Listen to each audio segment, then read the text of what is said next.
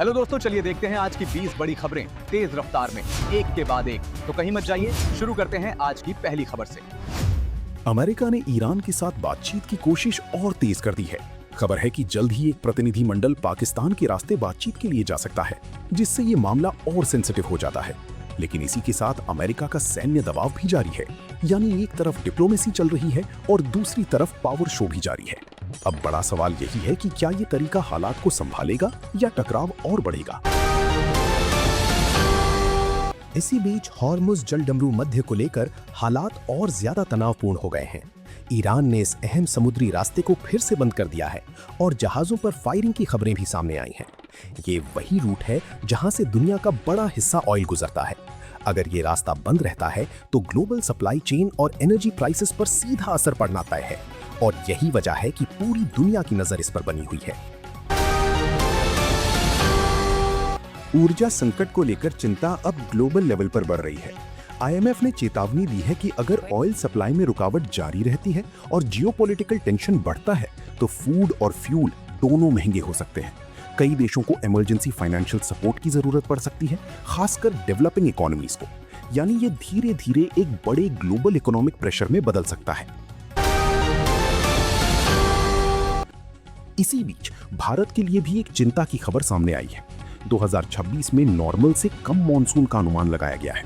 अगर बारिश औसत से कम रहती है तो इसका असर खेती, फूड प्रोडक्शन और इन्फ्लेशन पर साफ दिखाई दे सकता है। इसका मतलब ये है कि ग्लोबल क्राइसिस के साथ साथ भारत को डोमेस्टिक प्रेशर का भी सामना करना पड़ सकता है।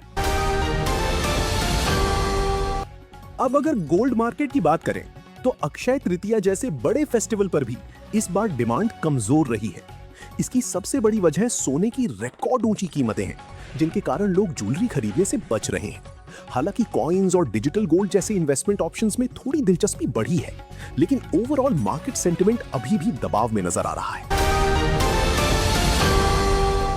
और इसी के बीच एक और समस्या सामने आई है। सरकार से क्लियरेंस में देरी के कारण कई भारतीय बैंकों ने गोल्ड और सिल्वर इंपोर्ट रोक दिए हैं।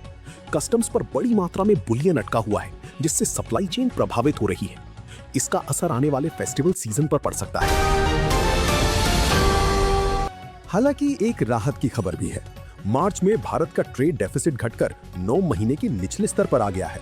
अमेरिका को एक्सपोर्ट्स बढ़ने से ओवरऑल ट्रेड पिक्चर में सुधार देखने को मिला है, लेकिन मिडिल ईस्ट टेंशन और बढ़ती फ्रेट कॉस्ट अभी भी रिस्क बने हुए हैं, जिससे अनसर्टेनिटी खत्म नहीं हुई है।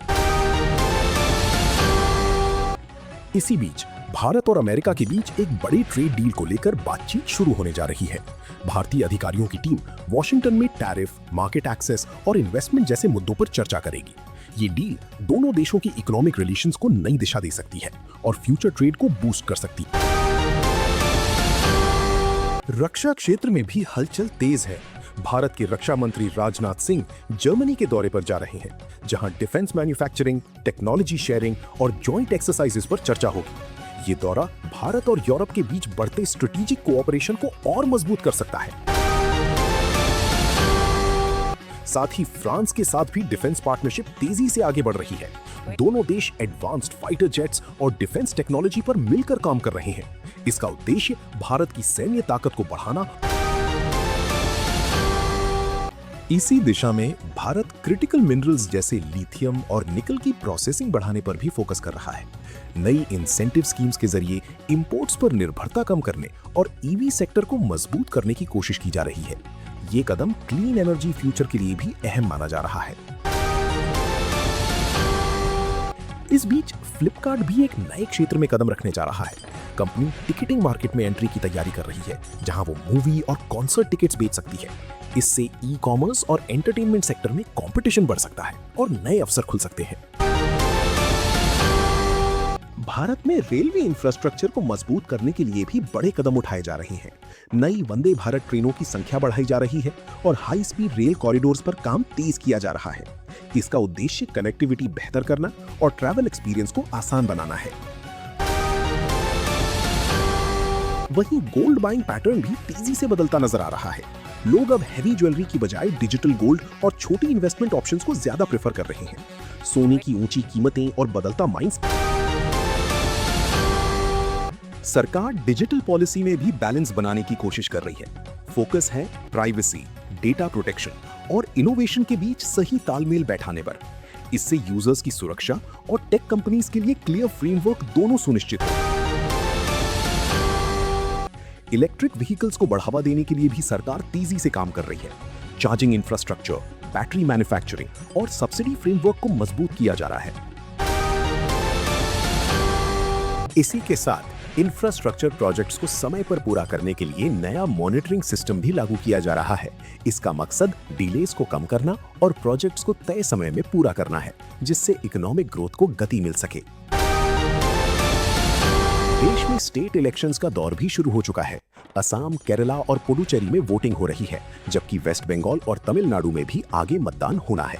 ये चुनाव नेशनल पॉलिटिक्स को सीधे प्रभावित नहीं करते। इसी बीच छत्तीसगढ़ में वेदांता पावर प्लांट में हुए ब्लास्ट ने बड़ी चिंता बढ़ा दी है। हादसे में कई लोगों की मौत और घायल होने की खबर है। प्लांट को बंद कर दिया गया है और जांच जारी है, जिससे इंडस्ट्रियल सेफ्टी पर सवाल उठ रहे हैं। और अंत में नोएडा में वर्कर्स प्रोटेस्ट हिंसक हो गया, जिसके बाद पुलिस को टीयर गैस का इस्तेमाल करना पड़ा। मजदूर वेजेस और वर्किंग कंडीशंस को लेकर विरोध कर रहे हैं।